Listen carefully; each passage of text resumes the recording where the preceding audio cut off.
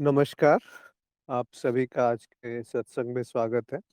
सत्संग एक बहुत अच्छा अवसर है हम सभी साधकों का आपस में जुड़ने का। यहाँ हम आध्यात्मिक विषयों पर बात करते हैं और यदि किसी का कोई प्रश्न है तो पूछ सकते हैं अपने आप को अनम्यूट करके या फिर टाइप कर सकते हैं। तो पहले से ही कुछ प्रश्न आए हुए थे, हमेशा की तरह वहीं से शुरुआत करते हैं, परंतु बीच में भी यदि किसी का प्रश्न आएगा तो हम उसको पहले ले लेंगे। तो योगेश के कुछ सुझाव आए थे कि उन्होंने 2 श्लोक लिखे हैं धर्म के संबंधित और कहा है कि इस पे अपने विचार प्रकट करें। तो 2 श्लोक हैं, पहला है कि यतो अभ्युदय निःश्रेयस सिद्धि स धर्म। तो अभ्युदय का अर्थ होता है कि प्रगति, विकास, कुछ बढ़ना, कुछ प्राप्त करना। तो ऐसा क्या है जो प्राप्त किया जाता है, जिसकी सिद्धि को हम धर्म कहते हैं? तो यहाँ पे इन्होंने 2 शब्द एक और चीज़ लिखा है श्रेयस। निय का अर्थ होता है निश्चित रूप से और श्रेयस और प्रेयस 2 शब्द और होते हैं। श्रेयस प्रेयस होता है जो आपको प्रिय है, जो आप इच्छा है जिनकी आप पूर्ति करना चाहते हैं, जिससे आपको सुख मिलता है, तो उसको प्रेयस कहते हैं। तो जो आपकी कामनाएँ हैं, उन सबको हम जब पाते हैं किसी साधन के माध्यम से या वस्तु कोई प्राप्त होती है, तो उसके पीछे जो हमारी इच्छा है, प्राप्ति में जो सुख मिलता है, उसको प्रेयस कहते हैं। और श्रेयस का अर्थ होता है जो श्रेष्ठ है। तो और धर्म का अर्थ होता है जो धारण करने योग्य है। तो इस तरीके से हम देखेंगे तो बहुत सरल हो जाएगा ये। पर जो साधक अभी जुड़े हैं सत्संग में, उनसे मैं पूछना चाहूँगा कि ऐसा क्या है जो सबसे श्रेष्ठ है और जो सबसे धारण करने योग्य है? आपके मत में ये क्या हो सकता है? क्योंकि धर्म की एक नहीं 10-20 परिभाषा मिल जाएँगी। तो मुझे तो सबसे उपयुक्त यही लगती है कि जो धारण करने योग्य है उसको हम धर्म कहते हैं। परंतु फिर यहाँ पे दूसरा प्रश्न उठेगा कि किसको धारण किया जाए? ऐसा क्या है जो धारण करने योग्य है? तो यहाँ कई सारे मत हो सकते हैं।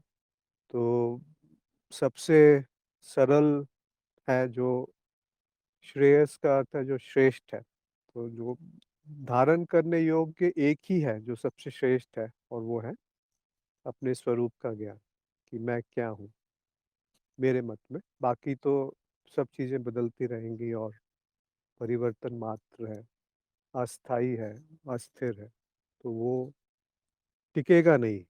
पर जो श्रेष्ठ है, जो मैं स्वयं हूँ, जो मेरा स्वरूप है, उसको छोड़ के हम बाकी सब चीज़ों के पीछे भागते रहते हैं, जो प्रिय लगती हैं हमें। हो सकता है कि ये जो श्रेष्ठ है वो जब तक उसके बारे में रुचि नहीं जगे, उसके बारे में इच्छा एक जागृत नहीं होती, जिज्ञासा कि मैं कौन हूँ, तब तक उसमें कोई रस नहीं आएगा और उसका रस क्या होता है, उसका आभास भी नहीं हो पाएगा। तो सबसे श्रेष्ठ यही रहता है। और जब हम धर्म की बात करते हैं तो धर्म, अर्थ, काम और मोक्ष ये जो पुरुषार्थ हैं, ये चारों एक साथ ही होते हैं। उसमें धर्म और मोक्ष जो 2 किनारे की तरह हो सकते हैं नदी के और बीच में काम और अर्थ अगर बहेंगे तो एक तरीके से आपका जीवन अच्छा चलता है। परंतु यदि कामनाओं और अर्थ के पीछे भागते रहेंगे, अर्थ का मतलब यहाँ पर है कि वो चीज़ जिससे कि आपकी कामनाएँ पूरे हो सकती हैं, जैसे पैसा, वो एक अर्थ है या कुछ और साधन जिससे आपकी कामना पूर्ति में सहायता मिले। और काम का अर्थ है कि कोई भी कामना। तो ज़्यादातर प्रेयस के पीछे भागते हैं, जो प्रिय है, उसी को हम हासिल करना चाहते हैं। फिर वो चाहे सही तरीका हो या गलत तरीका हो, कुछ भी अपना करके हम उसे किसी भी तरीके से हासिल करते हैं। क्योंकि बचपन से यही समझ में आता है कि अगर सुख चाहिए, तो वस्तुओं को इकट्ठा करना ही सुख है। जो साधन मेरे पास उपलब्ध होने चाहिए, पैसा बहुत होना चाहिए, दोस्त होने चाहिए और इस तरीके से कई सारी आदतें हमें पड़ जाती हैं और वही हमारा जीवन आगे बढ़ाती हैं। परंतु अगर आप ध्यान से देखेंगे तो धर्म और मोक्ष वो किनारे हैं जिसके आधार पे काम और अर्थ चलने चाहिए। तो धर्म का अर्थ यहाँ पर वही है कि ऐसा कुछ जो आपको अपने स्वरूप में या अध्यात्म में जो आपकी आत्मन है, जो स्वयं आप है, उसमें स्थित कराए, उसमें सिद्धि मिले आपको, और वही प्रगति का निशान है और निश्चित रूप से वही सबसे श्रेष्ठ है। तो ये एक धर्म का परिभाषा कही गई है, और मनु ऋषि ने धर्म के 10 लक्षण बताए हैं।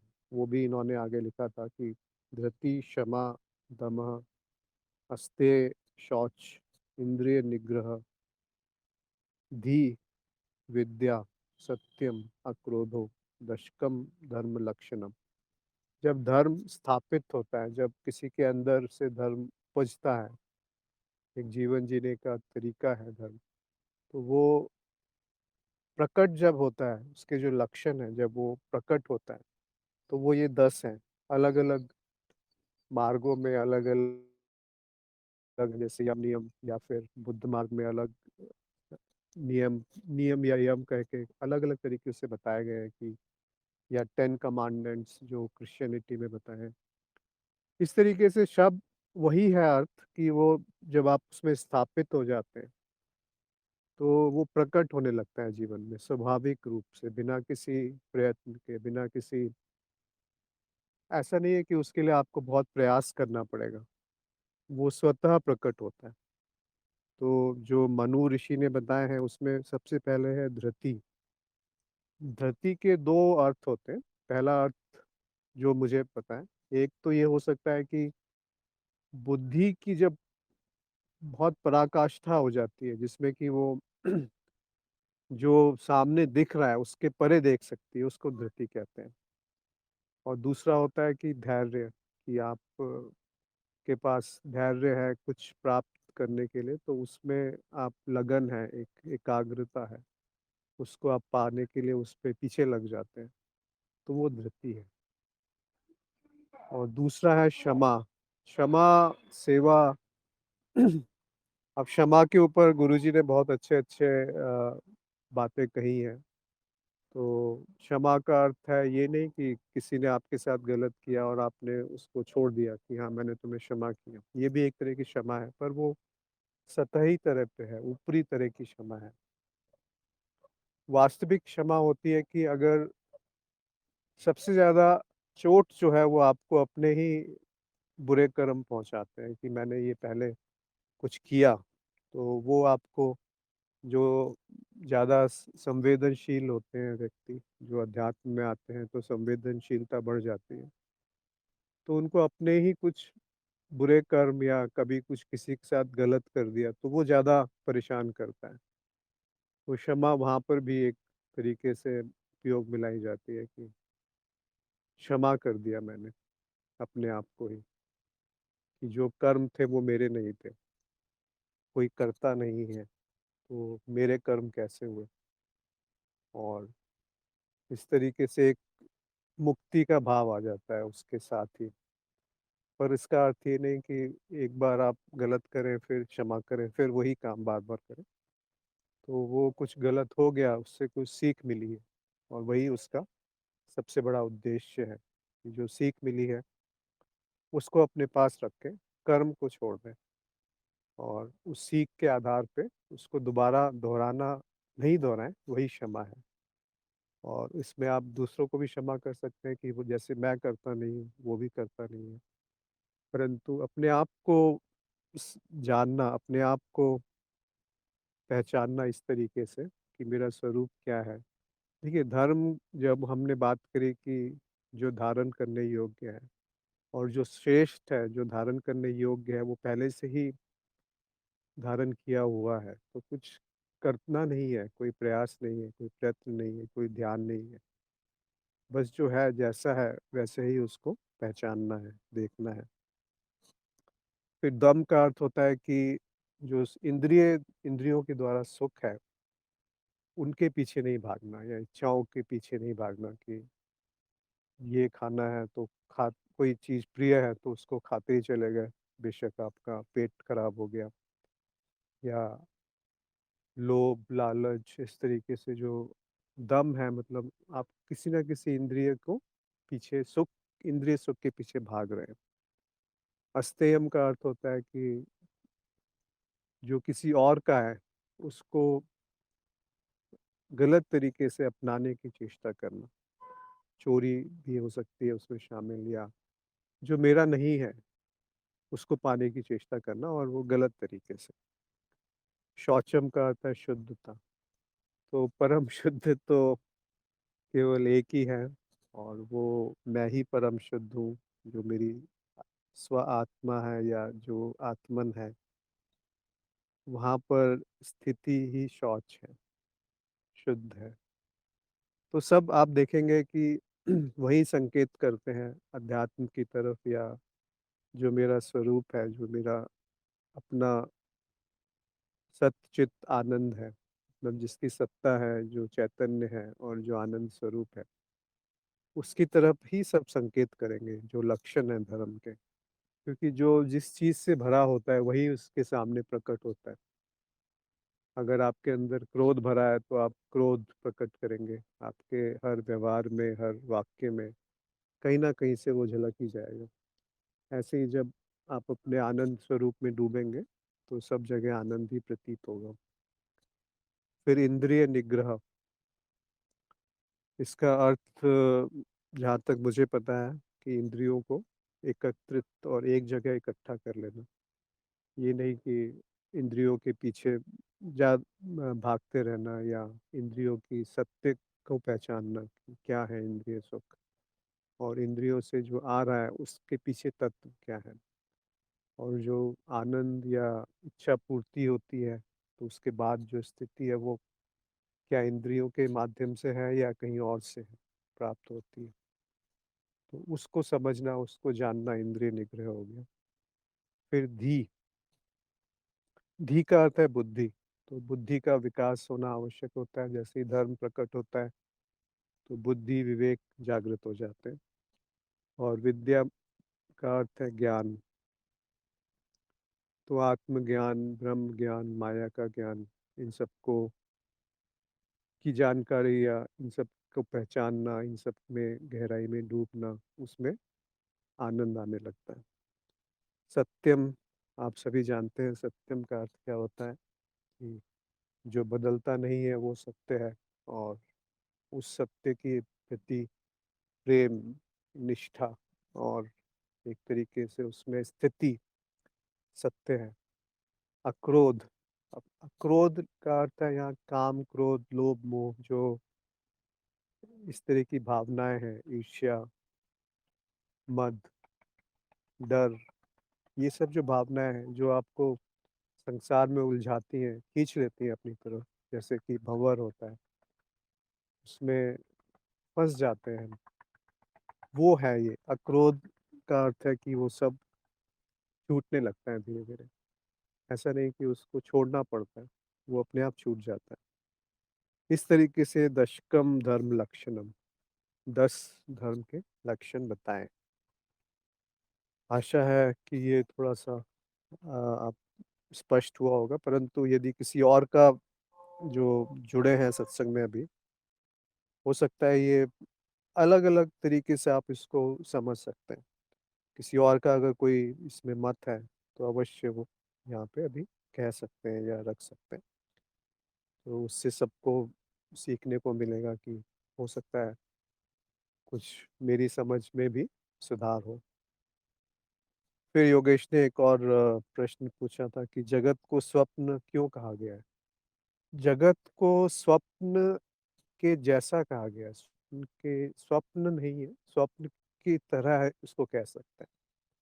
जैसे आपका जो स्वप्न होता है वो स्मृति से आता है और व्यक्ति तो नहीं है, पर जो आपकी जागृत की स्मृति है, उसकी जो जागृत के जो अनुभव है, उसकी जो स्मृति छाप छूटती है, वो स्वप्न में ज़्यादातर प्रकट होती है और बाकी की जो स्मृति है वो भी उस समय प्रकट होती है, क्योंकि और कुछ है नहीं वहाँ पे।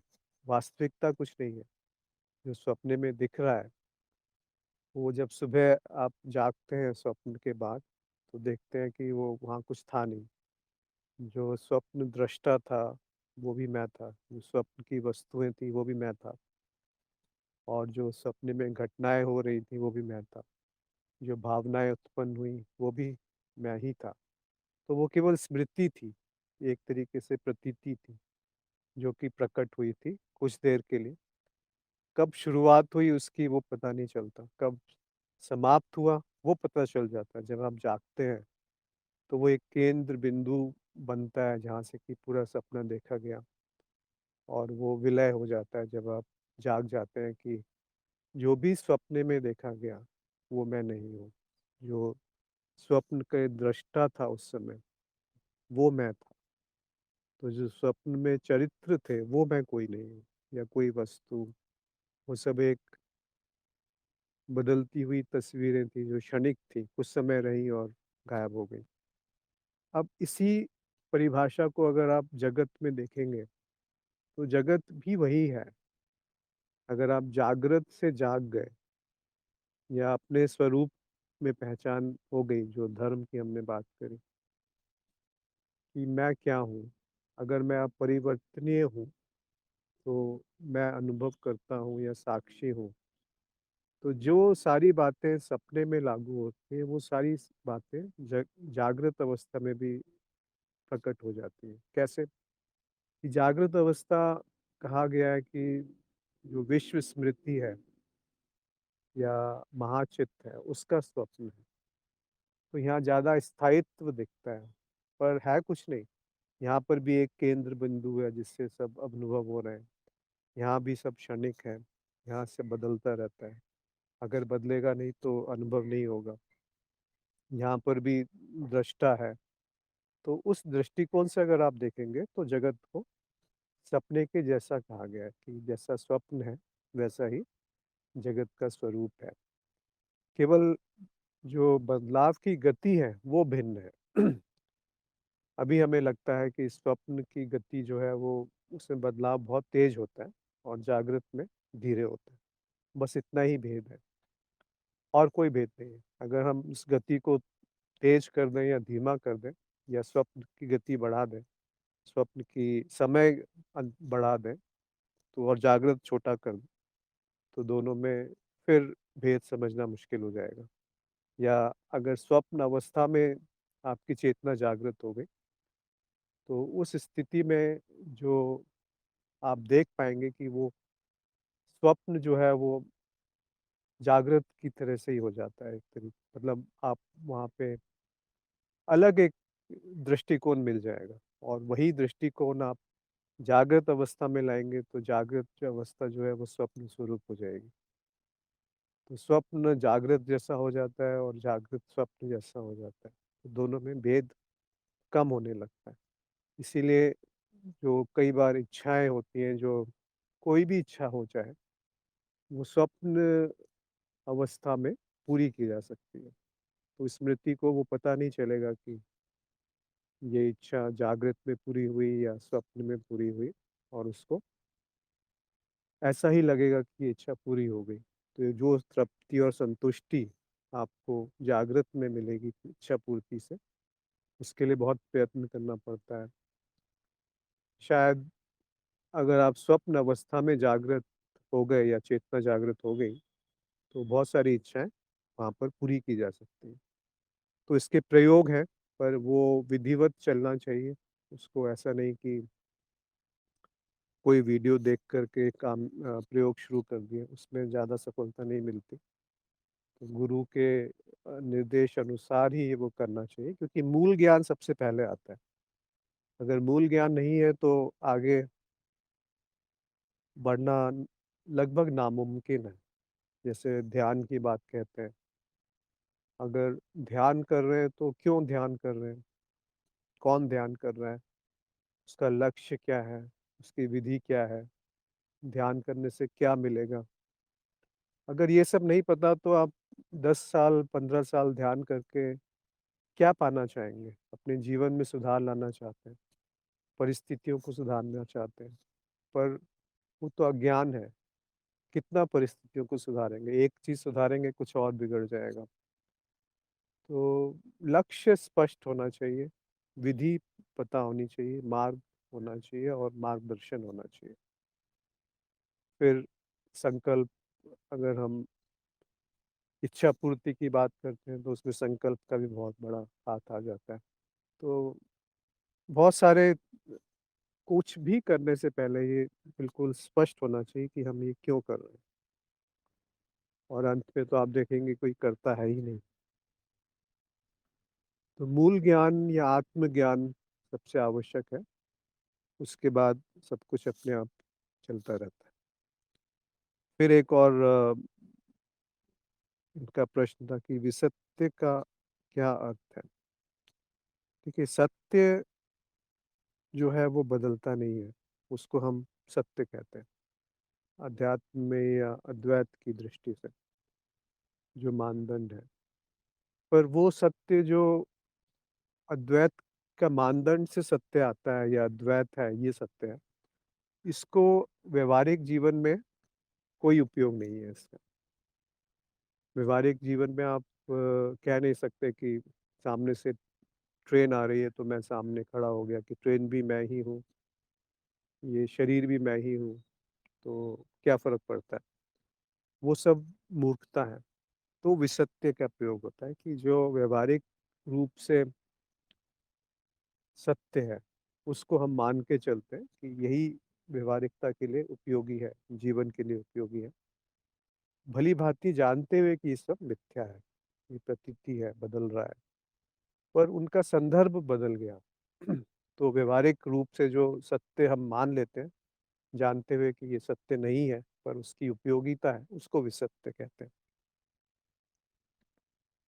कविता का एक प्रश्न था कि जब से साधना शुरू हुई है, तब से मानो इच्छाएँ स खत्म हो गई हैं। लेकिन कभी कोई इच्छा होती भी है, तो उसके लिए मेरे द्वारा कोई कर्म नहीं होता। इच्छाओं के लिए कोई आसक्ति नहीं बची है। फिर भी किसी और के द्वारा वह पूर्ण हो रही है।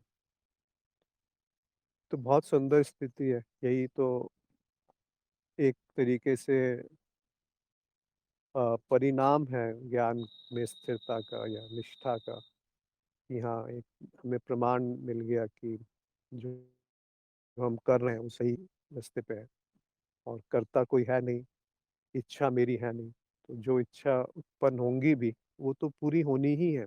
बल्कि ये कहा जाता है कि इच्छा उत्पन्न हुई, तो वो पूर्ण होगी ही होगी। कब होगी, ये नहीं कहा जा सकता, क्योंकि सारी इच्छाएँ विश्व चित्त की इच्छाएँ हैं। तो विश्व चित्त में अगर कोई इच्छा उत्पन्न हो गई, तो वो तो पूरा होना ही है, क्योंकि सब प्रतीति है, माया है, तो वो माया में सब कुछ संभव है। तो सारी इच्छाएँ पूर्ण होंगी। अब किस समय होंगी, जागृत अवस्था में होंगी, स्वप्न में होंगी या सूक्ष्म लोक में होंगी, वो कहना मुश्किल है। कब होंगी, वो भी नहीं कहा जा सकता। कैसे होंगी, किस माध्यम से होंगी, वो भी नहीं कह सकते। फिर आपने कहा यदि कोई दूसरा मेरे लिए कुछ कर रहा है, तो इस कर्म का भी कर्म बंधन बनता है। देखिए, कर्म जो है बहुत गूढ़ विषय है। अगर हम बंधन के चक्र में पड़ गए, तो बंधन तो छोटी-छोटी चीज़ों का भी बनेगा। आपने किसी को कुछ दिया, किसी से कुछ लिया, अब ऐसा तो है नहीं कि वो बिल्कुल लेन-देन बराबर ही रहेगा या आप लेन-देन रोक देंगे। तो आपको कुछ चाहिए और किसी और के मन में वो इच्छा प्रकट हुई और आपको लाके उन्होंने वो दे दिया। अब आप क्या करेंगे? आप या तो उसको मना कर दें, या फिर ऐसे तो जीवन चलना लगभग असंभव सा हो जाएगा कि मैं कुछ लेन-देन नहीं करूँगा। तो यहाँ 2 तरीके से आप इसको देख सकते हैं। पहला ये कि कोई लेन-देन मेरे द्वारा होता ही नहीं है, कोई कर्म मेरा नहीं है, कोई कर्म मुझको बाँध नहीं सकता। और दूसरा ये कि लेना-देना कम से कम रखें। अगर कोई आपको कुछ दे रहा है, तो बदले में आप उसको कुछ दे दें। ऐसा नहीं कि एक भाव जो है वो ज़्यादा महत्वपूर्ण होता है, कि आपकी ये भावना है, जो अभी हमने धर्म में देखा, अस्तेय, कि किसी और का कोई सामान उसको बिना बताए या धमका के गलत तरीके से मैं हासिल कर लूँ, तो वो बड़े कर्म बनते हैं और उनका फिर कर्म बंधन ज़्यादा बनता है। पर अगर आपको किसी ने अपनी स्वेच्छा से कुछ दिया और आपने बदले में कुछ उसके कर दिया या नहीं भी किया तो एक भावना रख ली और एक ये भी महत्वपूर्ण है कि जो दे रहा है वो किस भाव से दे रहा है या आप जो दे रहे हैं वो किस भाव से दे रहे हैं। अगर आप ये भाव से दे रहे हैं कि मैंने इसको दिया है, ये मुझे उससे ज़्यादा वापस करे, तो बंधन रहेगा। उसी तरीके से अगर आपको कोई देने वाला है, उसकी भावना महत्वपूर्ण है। तो ये सब बहुत गूढ़ विषय है कि किसी को नहीं पता कि कौन से कर्म का फल कब आता है और कैसे आता है, किस स्वरूप में आता है, तो उसको छोड़ देना चाहिए। तो ज्ञान मार्ग में हम सीधा-सीधा तरीका अपनाते हैं कि कोई भी कर्म मेरा नहीं है और कोई भी बंधन मेरा नहीं है।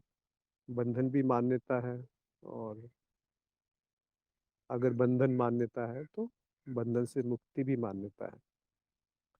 इस तरीके से हम उसपे उसी क्षण मुक्त हो सकते हैं जिस क्षण वो कर्म उत्पन्न है। देखिए कर्म है क्या? कर्म कहाँ संग्रहित है? कोई बताना चाहेगा कि कर्म कहाँ पर संग्रहित है? हम क्यों कर्म के पीछे इतना परेशान होते हैं? कहाँ संग्रहित हो सकते हैं कर्म? हम ज़्यादातर अध्यात्म जब शुरू होता है तो कर्म ही लेकर के सब परेशान रहते हैं कि कर्मों से कैसे छुटकारा मिले। तो कोई बताए कि कर्म है क्या चीज़ ये? कहाँ पर इकट्ठे हैं? कैसे इसका निर्धारण हो रहा है और कैसे इसकी अभिव्यक्ति होती है? काफ़ी गूढ़ विषय है कर्म, अलग-अलग इसमें धारणाएँ होती हैं लोगों की और अलग-अलग लोग कर्म को कुछ भी समझ बैठते हैं। कर्म को लोग समझते हैं जो भौतिक रूप से कर्म है वो कर्म है। जो अब शरीर के द्वारा कर्मेंद्रियों के द्वारा कर्म होते हैं। कुछ लोग समझते हैं जो बोल रहे हैं वो कर्म है। कुछ समझते हैं जो सोच रहे हैं, जो विचार आ रहे हैं वो कर्म है। ये सब तो कर्म है ही, पर ये कर्म आ कहाँ से रहे हैं? संग्रहित कहाँ पर है? कैसे ये पता चलता है कि ये कर्म मेरे हैं और वो कर्म किसी और के हैं?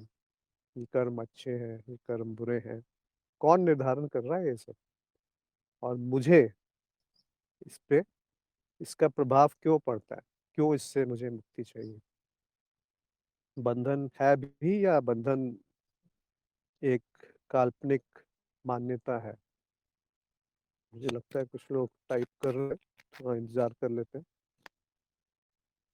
कोई अगर बोलना भी चाहता है तो अपने आप को अनम्यूट करके बोल भी सकता है।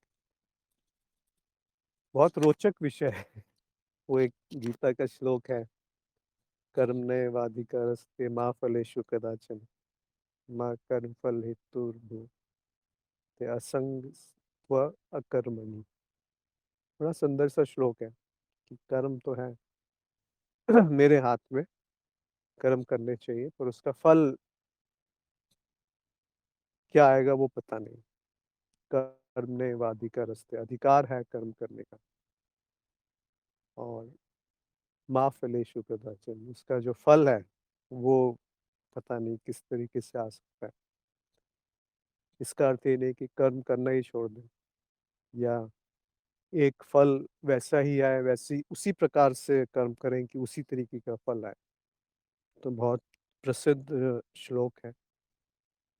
कर्म कहाँ संग्रहित होते हैं? तो एक शब्द का उत्तर होना चाहिए। बहुत विस्तार में उत्तर मैं अपेक्षा नहीं कर रहा हूँ, खाली एक शब्द कि किस जगह पे कर्म संग्रहित है। आलोक ने कहा है अहम, ज्योति ने कहा है चित्त में।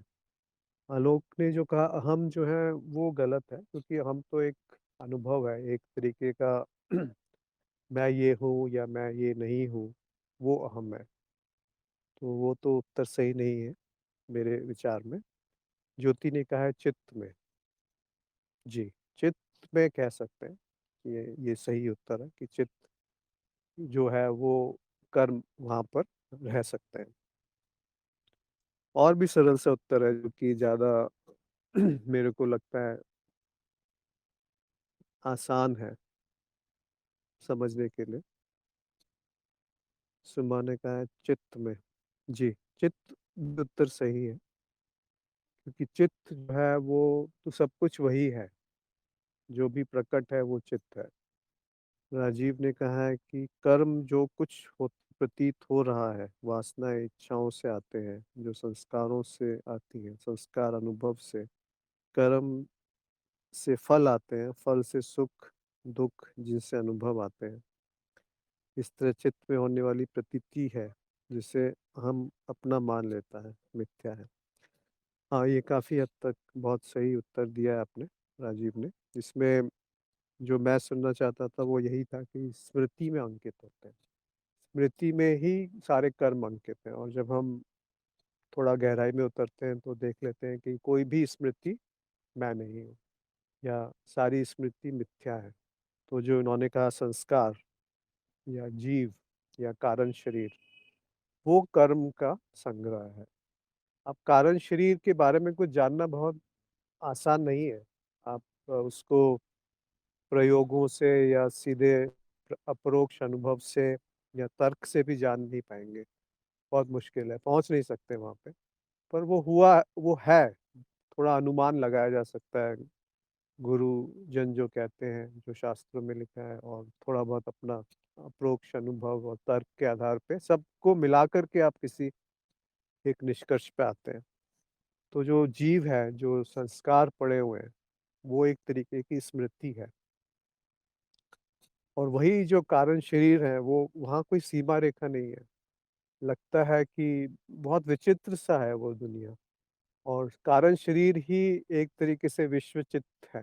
उनका जो सबसे पहले प्रकटीकरण होता है वो कारण शरीर में ही है। तो उस स्तर पे हम कैसे कर्मों का विभाजन करेंगे, जो कि कविता ने पूछा था।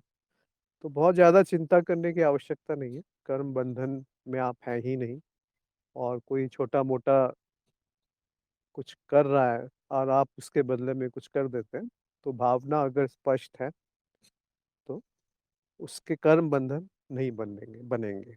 जो ऐसे कर्म बंधन नहीं बनेंगे कि आपने कोई बहुत गलत कार्य कर दिया, तो फिर उसको भोगने के लिए, या उसका जो परिणाम है, उसका जो फल आएगा, उसको भोगने के लिए फिर से वो कारण शरीर किसी न किसी शरीर के साथ संबंध बनाएगा, और वो चक्र चलता रहता है।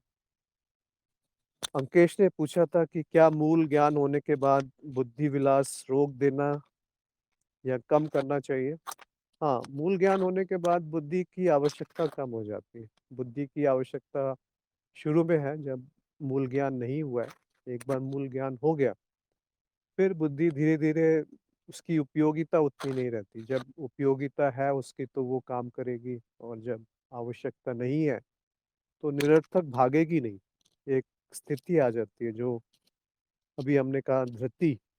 तो वो धृति जो है वो बुद्धि का प्रयोग एक बार करने के लिए होता है, जो कि गुरुजी बार बार उदाहरण देते हैं। गरम तवे को कितनी बार छू के देखना है कि ये गरम है। वैसे ही बुद्धिमान व्यक्ति एक बार देख लेता है कि हाँ, ये उचित लग रहा है, यही सत्य है और ऐसा ही है।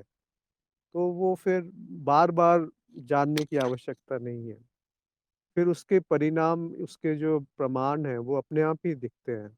एक बार आपको मूल ज्ञान हो गया तो उसकी अभिव्यक्ति आपको हर जगह दिखने लगेगी, चाहे वो सांसारिक कर्म हो या आध्यात्मिक हो। कोई भी कर्म हो, उसमें आपको उसकी अभिव्यक्ति दिखेगी। तो मूल ज्ञान होने के बाद बुद्धि का ज़्यादा उपयोगिता रह नहीं जाती। तो बुद्धि विलास तो वैसे भी नहीं करना चाहिए। अगर आप समझते हैं कि बहुत बुद्धि का उपयोग करके कुछ जगत में हासिल कर लेंगे, हाँ, हासिल कर सकते हैं। बहुत बुद्धिमान व्यक्ति जो होते हैं वो बहुत कुछ हासिल कर पाते हैं। लोगों को कई बार बुद्धि का गलत उपयोग भी करते हैं। और जो ज़्यादा बुद्धिमान व्यक्ति होते हैं वो ज़्यादा हानि पहुंचाते हैं। जो भोला भाला गांव का एक व्यक्ति है, हो सकता है वो उतनी हानि ना पहुंचा पाए जितना एक बहुत तेज बुद्धि वाला व्यक्ति है वो पहुंचा सकता है। तो बुद्धि को सही दिशा देना आवश्यक है। कि वो किस उपयोग में आप उस जो आपको सिद्धियाँ दी गई हैं, बुद्धि भी एक तरह की सिद्धि है। तो जो सिद्धियाँ मिली हैं, उसका उपयोग आप कहाँ कर रहे हैं, कैसे कर रहे हैं? फिर अंकेश का दूसरा प्रश्न है कि ज्ञान मार्ग का अंत प्रश्नों का अंत है, क्योंकि माया अनंत है, उसे पूर्णता से जान पाना असंभव है, तो प्रश्नों का अंत नहीं हो सकता है। तो ज्ञान मार्ग का अंत माया को माया समझकर अपने मूल में स्थित होना ही है क्या? आपका सही टिप्पणी है कि ज्ञान मार्ग जो है वो जब प्रश्न अंत हो जाते हैं तो वही आपकी अर्थ है कि ज्ञान हो गया। क्योंकि प्रश्न जो है वो भी एक बुद्धि विलास ही है। कोई भी प्रश्न उत्पन्न होता है तो वो पीछे कहीं न कहीं कुछ अवधारणा, कोई मान्यता, कोई अज्ञान है। और जब उस प्रश्न का उत्तर मिलता है तो उस उत्तर से थोड़ी देर के लिए संतुष्टि हो जाती है। परंतु आप देखेंगे कि वो प्रश्न अनंत है। जैसे आपने कहा कि माया का जो ज्ञान है वो अनंत है। तो मूल ज्ञान बहुत सरल है। मूल ज्ञान हासिल करने के बाद माया का ज्ञान हो या आपको माया में सब कुछ एकदम पता ही है, वो ज्ञान हो, ऐसा तो संभव ही नहीं है क्योंकि किसी को पूर्ण माया का ज्ञान नहीं हो सकता। परंतु मूल ज्ञान पूरा हो सकता है कि मेरा स्वरूप क्या है, लक्ष्य क्या है जीवन का। राजीव ने कहा है कि मूल ज्ञान के बाद जागृत अवस्था में चेतना बनाए रखने से काफी हद तक मिथ्या के प्रत्यक्ष दर्शन होते हैं। देखिए प्रत्यक्ष दर्शन तो हमेशा मिथ्या के ही होते हैं क्योंकि आत्मदर्शन जो मेरा स्वरूप है उसके दर्शन उस तरीके से नहीं होते जैसे कि मिथ्या के दर्शन होते हैं। तो जो भी प्रकट है उसको हम मिथ्या कह देते हैं। तो वो जो भी दर्शन हो रहे हैं वो मिथ्या के ही दर्शन है। ये बात अलग है कि जब चेतना होती है तो जो मिथ्या है वो अपने वास्तविक रूप में दिखने लगती है कि हाँ, ये एक प्रतीति है, एक बदलाव है, एक आभास मात्र है, एक अध्यारोपण है मुझ पर। और अंत में तो माया जो है वो भी मेरा ही स्वरूप है। मुझ में और माया में कुछ भिन्नता नहीं है। जैसे कि स्वप्न का उदाहरण हम ले रहे थे। स्वप्न में जो भी है वो मैं ही हूँ। तो माया भी मेरा ही एक रूप है। और माया और स्वरूप है उसमें कोई भिन्नता नहीं है, दो नहीं है, इसलिए तो अद्वैत कह के छोड़ दिया वहाँ पे। आलोक का एक प्रश्न था कि अनुभवकर्ता शून्य है, क्या ये शून्य खाली स्थान को कहा जाता है? नहीं, अंग्रेजी में हम कहते हैं एम्प्टीनेस, क्योंकि शून्य का और कोई वो अर्थ मिलता नहीं है अंग्रेजी में। तो वहाँ पे नथिंगनेस उसका अर्थ नहीं होता कि सबका अभाव शून्य नहीं है। खाली स्थान, अब स्थान तो फिर एक तरीके से आकाश हो गया, जैसे कि स्पेस, आकाश तत्व, देश, उसको स्थान कहते हैं।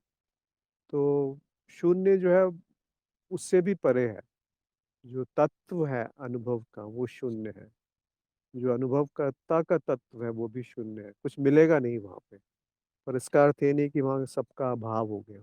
सब है वहाँ पर, सारी संभावनाओं के रूप में वो प्रकट है। तो उसको शून्य कहा गया है। उसका अर्थ ये नहीं कि खाली स्थान है। अमित का एक प्रश्न था कि इच्छाएं आने से यदि बेचैनी उत्पन्न होती है तो क्या करें? इच्छाएं आपको बेचैन तब करती हैं जब आप जानते नहीं कि इच्छा को पूरा कहाँ करना है, उसकी पूर्ति कहाँ होगी, इच्छा किसकी है। और ये लगता है कि इच्छा जो है वो पूरा होंगी तभी आनंद या सुख मिलेगा, तभी तृप्ति होगी। पर ये आभास रहता नहीं कि इच्छा जो है वो अनंत है, एक के बाद आती रहेंगी। तो कई इच्छाएं ऐसी होती हैं कि वो पूरी हो गई तो उससे संबंधित 10 इच्छाएं और इकट्ठी हो जाती हैं। तो जिसकी जितनी ज़्यादा इच्छाएं होती हैं उसकी उतनी उस उस उसमें असंतुष्टि उतनी ज़्यादा होती है। जो ज्ञानी होते हैं, जो साधक होते हैं, जो पहुँचे हुए सिद्ध पुरुष होते हैं, उनकी बहुत कम इच्छाएं होती हैं, पर वो बड़ी प्रगाढ़ इच्छाएं हो सकती हैं, बहुत गहरी और बहुत विराट रूप की इच्छा हो सकती है। तो वो भी पूरी होंगी और जो छोटी-छोटी इच्छाएँ हैं वो भी पूरी होंगी। तो अगर बेचैनी उत्पन्न कर रही हैं आपको, रेस्टलेस कर रही हैं इच्छाएँ, एक दबाव है कि कुछ कुछ हुआ और पीछे से फिर एक दबाव शुरू हो गया कि अभी तो एक इच्छा पूरी हुई, 10 और इकट्ठी हो गई। तो कुछ समझना वहाँ पे आवश्यक है कि थोड़ा अज्ञान बाकी है। अगर ज्ञान हो गया तो आप सीधे ही समझ जाएँगे कि हाँ, कोई भी इच्छा मेरी नहीं है और इच्छा की पूर्ति वहीं होती है जहाँ वो उत्पन्न होती है। जो आनंद मुझे इंद्रियों के माध्यम से मिल रहा है उसका स्रोत मैं हूँ। हर अवस्था में जो आनंद रसता है, टपकता है, वो मैं हूँ। तो फिर इच्छा के पीछे भागना बंद हो जाएगा। एक स्थिति आ जाएगी, उसी को धर्म कहते हैं। यानी कि जो धारण किया मैंने, किसको धारण किया? अपने स्वरूप को, जो सही है, जो सत्य है, उसको धारण किया। उसके हिसाब से, उसके अनुसार जीवन यापन किया। तो एक तरीके से वो धार्मिक जीवन हो गया। धर्म का अर्थ ये नहीं कि किस जगह मैं पैदा हुआ या किस जाति में हूँ, वो धर्म है। हिंदू, मुस्लिम, सिख, ईसाई ये धर्म नहीं है। धर्म एक जीवन जीने का तरीका है कि आप जो उपयोगी है, जो बिना किसी को हानि पहुँचाए कृत्य हो रहे हैं, वो धर्म है। तो यदि इच्छाएँ आपको बेचैन कर रही हैं, तो कहीं न कहीं अज्ञान बाकी है। फिर एक और प्रश्न है, यदि शरीर में तेज दर्द है, तो यह कैसे कह सकते हैं कि मैं यह शरीर नहीं हूँ? देखिए, शरीर में दर्द है, इसको तो रोका नहीं जा सकता क्योंकि दर्द जो है वो अनिवार्य है और दुःख जो है वो वैकल्पिक है। Pain is inevitable and suffering is optional. इसका अर्थ है कि दर्द तो होगा ही, जीवन में कष्ट तो आएँगे ही, पर अगर वो कष्ट देखिए, जब आप सो जाते हैं, तो वो दर्द कहाँ गया? अगर कोई पेन किलर खा ली, तब दर्द कहाँ गया? या एनेस्थीसिया में डॉक्टर आपका पेट भी काट देता है एनेस्थीसिया देके, तो आपको दर्द नहीं होता। बाद में दर्द होता है, उसके लिए फिर पेन किलर दे दिए जाते हैं। तो दर्द अगर सत्य होता, तो वो हमेशा रहना चाहिए था, वो गायब हो ही नहीं सकता था। तो दर्द तो सत्य नहीं है। फिर एक ही तरह के दर्द अगर 5-6 लोगों को हो, सबकी प्रतिक्रिया अलग होती है। कई लोग बहुत ज़्यादा दर्द झेल लेते हैं और फिर भी हँसते रह सकते हैं या मुस्कुराते रहेंगे या बहुत विचलित नहीं होंगे। कई व्यक्ति होते हैं जो थोड़ा-सा दर्द हो तो बहुत ज़्यादा बेचैन हो जाएँगे और दवाइयाँ खानी शुरू कर देंगे। तो सब तरह के उदाहरण आपको मिल जाएँगे। तो दर्द जो है वो अनिवार्य है, होता ही रहेगा, आता रहेगा, पर वो दर्द शरीर में एक संवेदना मात्र है और हमने अगर थोड़ा गहराई से देखेंगे तो कोई भी संवेदना मैं नहीं हूँ, तो दर्द मैं कैसे हो गया? शरीर में दर्द होता है और शरीर में ही उसका विलय हो जाता है। एक संवेदना की तरह उत्पन्न होता है, जो मन के द्वारा अनुभव में आता है, फिर गायब हो जाता है। तो बाकी अनुभवों में और दर्द के अनुभव में क्या भेद है? जैसे समर्पण की बात आती है, तो जो सफ़रिंग्स हैं, जो दुःख हैं, अगर हम उसमें भी उसको भी समर्पित हो जाएँ कि ठीक है, देखते हैं कितना दुःख आएगा और दुःख उससे ज़्यादा नहीं आ सकता कभी भी जो आप झेल सकते हैं। जो आप झेल ही नहीं सकते, उससे ज़्यादा दुःख नहीं आएगा और दुःख को एक तरीके से आप समझिए कि आपने अपने हाथ में कुछ भार पकड़ा हुआ है और आगे बढ़ा कर के उस वेट को आप पकड़ के रखेंगे। अगर उस भार को आप 5 मिनट पकड़ें या 1 घंटे तक आपको बोला जाए कि उसी भार को 1 किलो का वज़न है जो वो पकड़ के रखो, तो बहुत दुःख आएगा। वैसे ही हम विचारों से अपने दुःख को बढ़ा देते हैं। कुछ घटनाएँ हैं, कुछ स्मृतियाँ हैं, उनको बार-बार दोहराते रहते हैं या वो छोड़ते नहीं हैं, छोड़ना नहीं चाहते कि मैं तुम्हें देख लूँगा, तुमने मेरे साथ ऐसा किया।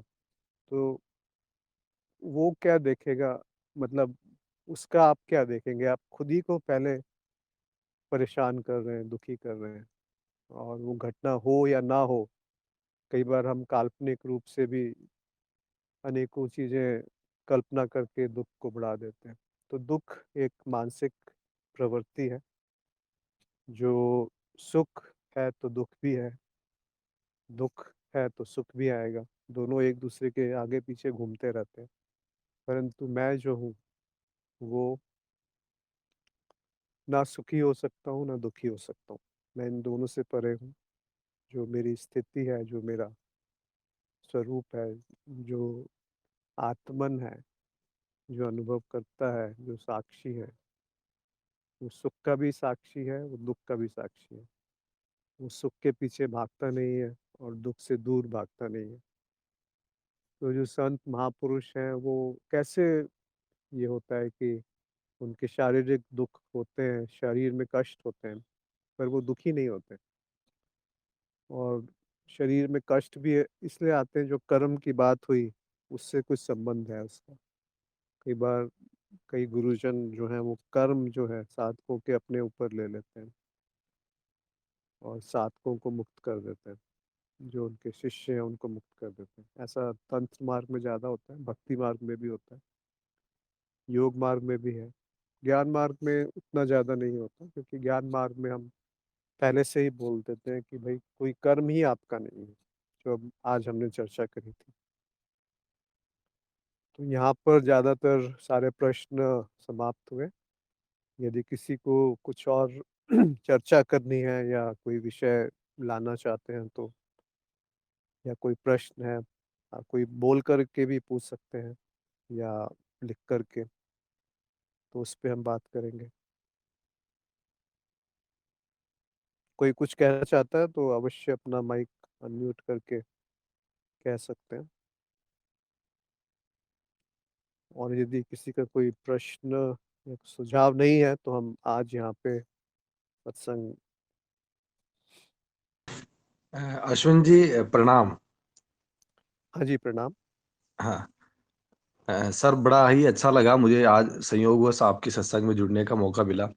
सदैव मेरा तो एक जीवन का एक अंग बन गया है गुरुजी के और आपके ऑडियो वीडियो को सुनते रहना। निश्चित रूप से मैं तो और इस अ, अपने आप को बड़ा बड़भागी मानता हूँ और आपका ये प्रयास और गुरुजी का प्रयास निश्चित रूप से सर हम जैसे साधुओं के लिए तो एक प्राणदायिनी गंगा है। तो प्रथमतः तो आपका बहुत-बहुत धन्यवाद। अ, सर, एक मेरा संशय है कि गुरुजी ने एक बार कहा था कि हम छलनी लगाएँगे और निश्चित रूप से सर मैं जीवन में पहले भी मैंने दीक्षा ली है और अभी पुनः मैंने शांभवी दीक्षा ले ली है। चूँकि दोनों ही समय मुझे पूर्ण गुरु मिले और दोनों ही समय में वो सशरीर मैं उनके संपर्क में नहीं हूँ। ऐसा अब कृपा है माँ की, जो भी है मुझे स्वीकार है। परंतु ये एक माध्यम है आपके द्वारा, गुरुजी के द्वारा कि ये वीडियो और ये हमारा संशय वहाँ से आपके यहाँ से मेरा जो भी मुझे शंका होती है या फिर जो भी मुझे चाहिए होता है वो आपके द्वारा मुझे मिल रहा है और मेरा मार्ग प्रशस्त हो रहा है। तो जो छलनी लगाएँगे उसमें हम जैसे साधकों को कृपया ज़रूर रखें आपके सानिध्य में ताकि हमें हमारा मार्ग प्रशस्त होता रहे। धन्यवाद रमन जी। देखिए, मैं तो गुरु नहीं हूँ ये तो बिल्कुल स्पष्ट है। हाँ, गुरुजी जो हैं वो बड़े-बड़े प्रपंच करते हैं और कर सकते हैं। तो आप निश्चिंत रहिए। देखिए, इस कहीं कोई सीमा नहीं है। अगर जैसा आपने कहा कि आपको बाकी जो आपके पुराने दूसरे गुरु हैं, उनसे भी मार्गदर्शन मिल रहा है, और जो तरुण जी हैं या किसी और माध्यम से भी आपको मार्गदर्शन मिलता है, तो सब एक जगह जुड़े हुए हैं। देखिए, भाव सुंदर है तो जो उसका प्राकट्य होता है, जो उसका प्रकटीकरण है, वो भी बहुत सुंदर होता है। फिर चाहे वो बच्चा है, वो चाहे वो मिट्टी से खेल रहा है, चाहे वो कैसे भी गंदा है, पर माँ उसको एकदम गले से लगा लेती है। तो भाव बहुत महत्वपूर्ण होता है। तो अगर आपका भाव सुंदर है और मन में निष्कपट है, निश्चल है, तो कोई शक्ति आपको नहीं रोक सकती उस तक पहुँचने के लिए जो आप चाहते हैं। और ये समझ लीजिए कि कोई भी चाहत आपकी नहीं है, सब चाहतें जो हैं वो विश्वचित की हैं। तो कृपा तो बनी ही हुई है, अगर आप कहीं भी जुड़े हैं तो आप बोल पा रहे हैं जो आपने अभी कहा, उसका अर्थ है कि कृपा बनी हुई है आप पर। उसका अर्थ है कि आप उसको महत्व देते हैं और जो महत्व देंगे वो जीवन में बढ़ेगा। तो आप बढ़ते रहिए, मेरे को नहीं पता आप कार्यक्रम में हैं कि नहीं है, परंतु अगर आप चाहते हैं तो कार्यक्रम कर लीजिए या अगर आप चाहते हैं त्रिदिवसीय कार्यक्रम भी कर सकते हैं, अगर संशय है। अगर कोई संशय नहीं है और वैसे ही जीवन में आनंद से भरे हुए हैं, कोई अधिक इच्छाएँ भी नहीं है और जो इच्छाएँ हैं वो पूरी हो जाती हैं, सुख है, तृप्ति है, संतुष्टि है, एक अलग-सा मौज है, तो ऐसे ही अच्छा है, फिर क्या ज़रूरत है गुरु की। परंतु हाँ, गुरु के सानिध्य में एक बड़ा आशीष मिलता है, एक तरीके का आशीर्वाद, एक कृपा बनी रहती है। तो जो मुझे पता लगा कि आप हैं पहले से गुरु के संपर्क में, तो उनको भी रखिए, उनको भी मत छोड़िए, अन्य अगर कहीं कोई विरोध नहीं है तो। पर अंत में ज्ञान मार्ग बिल्कुल सीधा, स्पष्ट, सरल मार्ग है और उसमें सबका स्वागत रहता है, जो भी एक खुले दिमाग से सुनना चाहे। तो बढ़ते रहिए, मुझे तो कोई जैसे मूल्यांकन करते हैं तो पता नहीं क्यों एक वो है, आभास हो जाता है, तो मुझे कोई आप में ऐसी वो नहीं दिखती कि कोई कमी है, सारा स्पष्ट है, आगे बढ़ते रहिए। कोई प्रयास कोई अगर प्रयत्न नहीं है, कोई प्रयास नहीं है, आनंद के पीछे भागने का, कर्मों से छुटकारा लेने का, जीवन सरल सहज तरीके से चल रहा है, तो काफ़ी है। अगर कोई संशय है, कोई संदेह है किसी भी बारे में, तो आप उसके बारे में पूछ सकते हैं। पर ऐसे स्पष्ट लग रहा है, ऐसा कुछ मुझे विरोध या अवरोध नहीं दिखता है। और कोई कुछ पूछना चाहते हैं या बताना चाहते हैं? पर आपका देखिए सारा ज्ञान जो है, जो रमन जी ने कहा, चंद्र प्रकाश रमन जी ने कहा, वो सब एक स्रोत है। पानी चाहे बोतल में रखा हो या ग्लास में रखा हो, वो एक ही रहता है। लहर चाहे ऊँची हो या छोटी है, वो एक ही रहती है। तो हम लोग ऐसा ही तो जीवन में करते हैं संसार में कि मैं ऊँची हूँ, तू छोटी है, मैं बड़ी हूँ, तू मतलब मैं सुंदर हूँ, तू कुरूप है। ये सब तो द्वैत में आ गए ना, ये सब निरर्थक है जब हम ज्ञान में समझ जब जागृत होती है। तो मेरे को लगता है कि यहाँ पे सभी के प्रश्न समाप्त हुए और आज हम यहाँ समाप्त करते हैं, क्योंकि अगर किसी को अभी भी समय तो है मेरे पास, अगर किसी को कुछ पूछना है तो पूछ लें, नहीं तो हम आज बहुत अच्छा रहा, आप सब लोग आगे बढ़ते रहें। गुरुजी की कृपा है जो उन्होंने इतना अच्छा कार्यक्रम बनाया है, जिसमें कि एक बहुत सुंदर तरीके से, सरल तरीके से, बिना किसी लार लपेट के सब कुछ उपलब्ध है। और ऐसा नहीं है कि वो उसकी कीमत कम हो गई अगर वो मुफ्त में मिल रहा है। ऐसा भी नहीं समझना चाहिए कि हमें जो मिला है उसका हमें कदरदान होना चाहिए, उसका हमें शुक्रगुज़ार होना चाहिए कि ये हमें प्राप्त हुआ। और उनकी कठोर तपस्या है जिस जो उन्होंने इस ज्ञान को इतने अच्छे रूप से सबको बाँट रहे हैं, सबके जीवन प्रकाशमय हो रहे हैं। मैं बाकी का तो थोड़ा बहुत देख पाता हूँ, परंतु अपने स्वयं के जीवन में जब दृष्टि डालते हैं तो मुझे साफ दिखता है कि पहले का जो था वो अब कहाँ है, वो दिखता ही नहीं। जैसे कि बदल गया, सब कुछ बदल गया, पर कुछ था जो नहीं बदला और उससे पहचान गुरु कराते हैं। उस आत्मज्ञान, उस ब्रह्म ज्ञान की तरफ गुरु ही ले जा सकते हैं। नहीं तो 20 साल, 25 साल आप साधना करते रहिए, ध्यान करते रहिए, किताबें पढ़ते रहिए, एक मार्ग से दूसरे मार्ग पे भटकते रहिए, पर मूल रूप से अज्ञान बना रहता है। तो ये गुरु की कृपा है कि हम सब जुड़े हैं आपस में एक-दूसरे के साथ और समझ पाते हैं एक-दूसरे की बात को। तो सब एक ही दिशा में बढ़ रहे हैं, कोई आगे-पीछे नहीं है, कोई ऊपर-नीचे नहीं है, कोई सीमा नहीं है, कोई विभाजन नहीं है, केवल अद्वैत है, केवल समाधि है, केवल अनुभव क्रिया है और वो अभी है, इसी क्षण है, यहीं पर है। जैसे सूर्य है, सूर्य बादल में छुप जाता है परंतु सूर्य तो चमकता ही रहता है। वैसे ही समाधि हमेशा बनी रहती है। कभी-कभी वो ढक जाती है हमारी वासनाओं के पीछे, संस्कारों में, इच्छाओं में, दुःख में, दर्द में, परंतु सब मिथ्या है, ये समझ लीजिए। केवल मैं ही हूँ जो साक्षी हूँ उसका, मैं ही हूँ जो देख रहा हूँ सब कुछ और मैं ही हूँ जो तृप्त हूँ, मैं ही हूँ जो आनंद हूँ, मैं ही हूँ जो शांत हूँ। ऐसा लगता है कोई बहुत अहंकारी व्यक्ति बोल रहा है, पर ऐसा नहीं है। यहाँ पे क्योंकि जब मैं कहता हूँ तो मैं में मैं सब शामिल हो जाता है। उसमें मैं और आप का भेद नहीं रहता, उसमें मैं और तुम गायब हो जाता है। वही प्रेम है, वही शांति है, वही आनंद है, वही वही सब कुछ है। तो आप सबका आज के सत्संग में जुड़ने के लिए बहुत-बहुत धन्यवाद। तनवीर ने भी कुछ लिखा है कि जो गुरुजी से मिला वो बेशकीमती है। जी हाँ, उसकी क्योंकि वो फ्री में मिल रहा है तो हम लोग एक एक आदत होती है कि जो मुफ़्त में मिल रहा है उसकी कीमत समझ में नहीं आती। पर जो सबसे कीमती है वो मुफ़्त में ही मिलता है। जैसे पानी है, हवा है, सूर्य की रोशनी है। क्या कीमत आँकेंगे उसकी? जीवन है। वैसे ही ये ज्ञान है। जो बेशकीमती है उसको उसके लिए कुछ देना भी मूर्खता है। इसीलिए वो मुफ़्त में ही मिलता है। तो गुरुजी ने जो दिया है उसकी कीमत हमें समझनी चाहिए। सुबह ने कहा है आप सब गुरुओं ने सब कुछ दे दिया है।